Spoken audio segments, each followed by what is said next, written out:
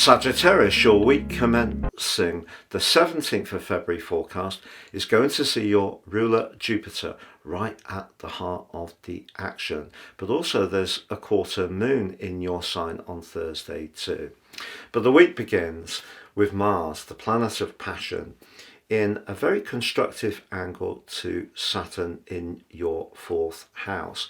Now, Saturn in the fourth house has hardly been a box of fun over the last couple of years. You may have had some property issues to deal with, such as a lease not being renewed, perhaps some repairs to a property. There may have been someone you've needed to support who's older or younger, or perhaps your own emotional world has just closed in at times.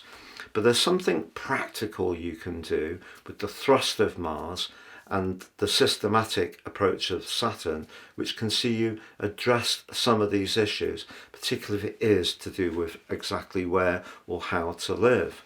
But some of the emotional dimension can be lifted in a way by the sun's arrival on Tuesday. That's asking you to be more accepting of some of the things that Saturn has perhaps been asking questions around. That's not to say that you should submit to them, but in some ways Saturn has been asking you to become much more conscious of the need to feel things.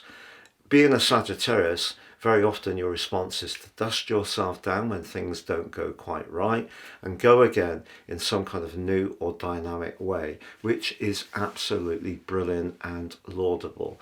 But as I've often said, I feel that that leads to you developing a series of bits and pieces of emotions which aren't really resolved. So the sun gives you a great chance to think about all this over the next 4 weeks.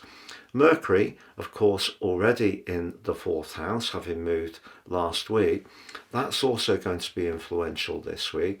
But just be aware the quarter moon on Thursday in your sign does suggest that it's important to understand that sometimes if we want to go for a particular plan, it's not always in our best emotional interest. So if there is something you're considering at the moment, try to weigh up how it feels, not just the immediate target. But on the same day, Jupiter and Mercury are in a square.